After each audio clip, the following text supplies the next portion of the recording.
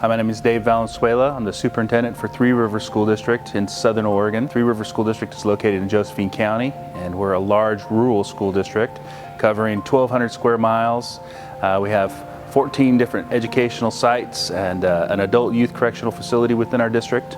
We serve about 4,400 students, and we have about 650 employees. So like all school districts in the state and across the country, getting students back and staff back into schools safely has been a top priority for the last 2 years. For us to look to the future around providing a safe and clean and healthy learning environment, it looks and feels different than it did just 2 years ago. We went through a lot of different strategies and did a lot of different research on how to make this happen, to effectively say to staff and to families where the environment you're sending your children to or the environment you choose to work into is safe.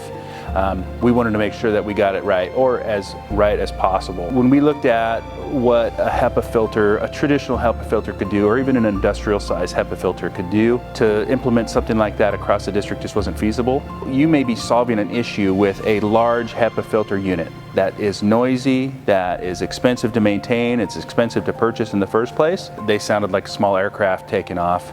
And one of the things that we struggled with right off the bat was our teachers have to be masked, and they can't be heard by students very well. Students, when they're speaking out in class, can't be heard very well, and you add that level of noise, it created an environment where instruction became far less effective. Communication was hindered, and then you had the issue of people having to remove their masks in order to get their conversations heard. That was one of the pieces of the HEPA filter that we didn't even anticipate, was the noise level and how it would impede instruction. When the COVID pandemic goes away, what is the likelihood that you would stick with that kind of technology? Something that's distracting in the learning environment, something that's going to cost you tons of money every year just to maintain, and then if it breaks, to replace.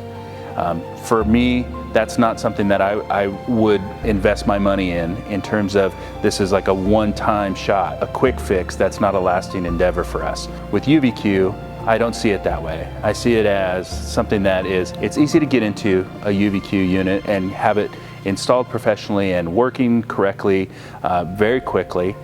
In fact, we were able to purchase and install our UVQ units faster than we were able to receive plug and play HEPA filter units. It's easy to get into them, it's easy to maintain, and like I said earlier, these units don't distract from the environment, they don't impede your hearing, they don't impede any kind of vision, they don't take up space on the floor in a learning environment. It's visible, but it's not distracting. It doesn't, it's not invasive, you can't hear it. It's good that you can see it, it's there on the wall, it has a presence, but it fades to the background once learning starts happening, once teaching's taking place. It checks all the boxes for us. In addition to having far superior research and science behind it, backing it up, that's what gives me the most comfort. If the science and research pointed me in a different direction, that's the direction I would go. But for me, it's being able to reassure the people that I serve that I'm putting you in the best and healthiest, safest place possible. As far as the future goes, COVID is here, and unfortunately, I don't see an end in sight. I know it's coming, but right now we have to maintain our environments to the safest degree possible, and UVQ seems to be one of those strategies that I can really wrap my mind around and talk about that, so I can speak to the public about what we're doing to keep our environment safe, and I can discuss the science behind it because of the literature that's available to us and all the research that's been done. For the future, absenteeism has always been an issue in education. Before COVID hit, Three Rivers School District was working on an absenteeism initiative that was starting to bring the bar back up, and students were attending school regularly. But there are things that we can't control. Airborne illnesses are one of those things that we can't control, and they will always be here once COVID comes and goes. So as we look into the future, this is going to deal with what we're dealing with right now, but it is also going to increase our ability to provide safe environments and keep kids in class in school into the future, and that's something we're really excited about. Three Rivers School District, like all school districts, have one job: to teach and help our students grow, become the best humans they can possibly be. And that takes a lot of effort, financially and people, and all of our concentration and focus.